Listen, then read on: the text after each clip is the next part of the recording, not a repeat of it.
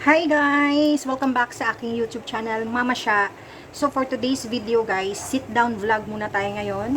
Medyo hindi na nga ako nakapag-vlog guys, kasi yung isang cellphone ko talaga, yun ang ginagamit ko sa pag-vlog ko. Yun na nga guys, nung last week kasi, bumagyo din dito sa Mindanao, dito sa Jansan. Apektuhan din kami ng bagyong Christine ba yun? Basta yun na yun guys.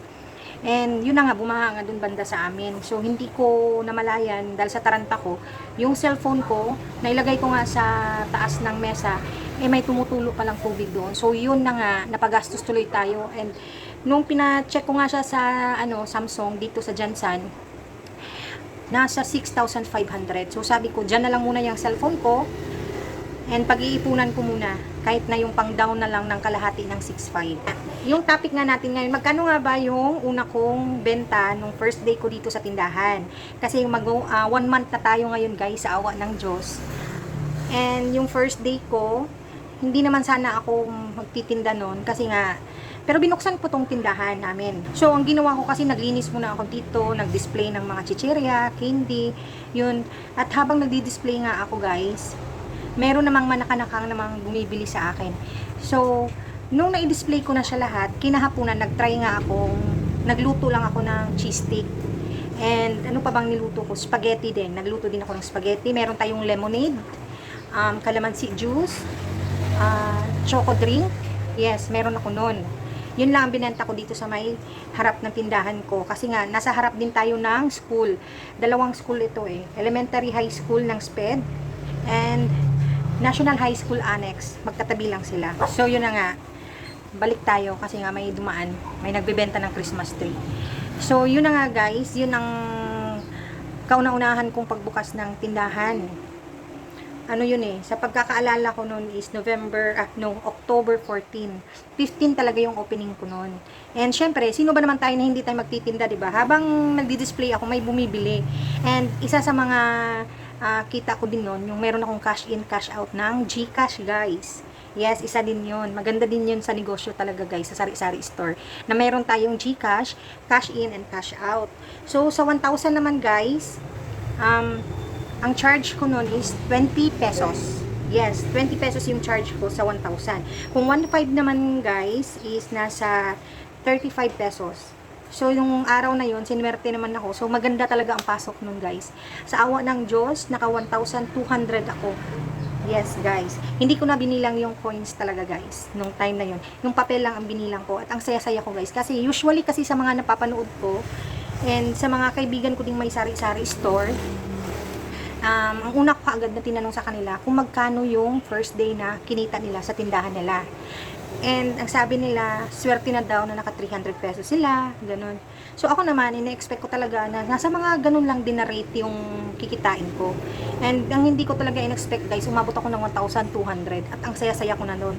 Kasi isa lang ibig sabihin nun, maganda ang pasok ng first day ko sa negosyo. Yes guys. So dapat lang talaga, pasensya na talaga guys, masyadong maingay dito kasi nga nasa highway tayo eh. Daanan talaga ng tricycle na mga sasakyan. So, going back nga, maganda nga yung pasok ng negosyo ko, guys. And, araw-araw naman ay napaka-grateful ko naman talaga kay Lord. Dahil, simula nung pandemic, na nagsarado nga yung snack house ko, sa wakas, nakabalik na rin ako sa pagtitinda at malaki na rin yung bunso ko. Isa din talaga sa dahilan kung bakit nag-stop ako sa snack house ko, guys, is yung anak ko.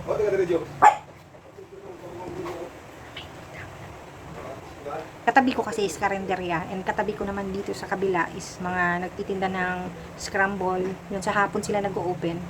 So araw-araw naman guys is thankful ako, napaka-grateful ko sa opportunity na binigay ni Lord sa akin at hindi ko talaga sasayangan ito guys. Na-miss ko din talaga ang pagtitinda guys. And ang kagandahan naman guys, di ba first day ko is 1,200. Alam ko, konti lang para sa iba yung ganong kita, pero sa akin napakalaking bagay na yun. Dahil masyadong akong overwhelmed guys na bumalik ako sa pagtitinda. And nung second day, is naka 1,300 ako. Third day naman is as in pataas ng pataas guys. Pero nitong mag-isang buwan na nga ako since last week pala, Pero nitong mga November na guys, first week na guys, eto, may time na 1.5, 1.7, meron din na 2.5, ganun. Hindi talaga magkapareho. Pero hindi naman ako bumaba ng 500 guys. Or hindi ko pa naman experience ng mababa sa 500 yung kita ko isang araw. Kasi nag-o-open ako dito 6:30 ng umaga. And nagsasara ako ng tindahan 7:30 kasi nga bago nga ako magsara, magpuhugasan ko muna lahat ng mga kalat ko guys. Yung mga plato, yung mga pinaglutuan ko, yung lagayan ng juice para kinabukasan na pag-open ko ng tindahan, wala na akong gagawin pa. Kaya bago tayo uuwi ng bahay, maglilinis muna tayo ng tindahan, ng mga pinaglutuan ko, tsaka yung pinagtitindahan ko dyan sa labas. So, yun na nga. So, napaka-thankful ko talaga guys sa opportunity na binigay ni Lord sa akin. And sa mga katulad ko din namang mga nanay dyan na dating stay-at-home mom. And ngayon na mayroon ng sari-sari store or may mga racket sa buhay. Patuloy lang tayong magsipag talaga para sa mga sarili, hindi lang para sa mga anak natin, para din sa sarili natin guys. Kasi iba talaga pag yung may sarili kang income. Malaking tulong sa part ko talaga guys. So guys, today is Wednesday, November 20. And next week guys, umpisa na ng semestral break ng mga bata, high school and elementary. So, ilang araw din tayo hindi bukas niyan, pero magvo-vlog pa rin tayo kasi nga gagawa pa rin ako ng mga ng Graham bar. Kasi yung Graham bar, isa talaga yun sa mga patok dito sa tindahan ko na hinahanap talaga siya ng mga estudyante. So, yun lang. Thank you for watching and please don't forget to like and subscribe to my channel. Hanggang sa susunod. Bye!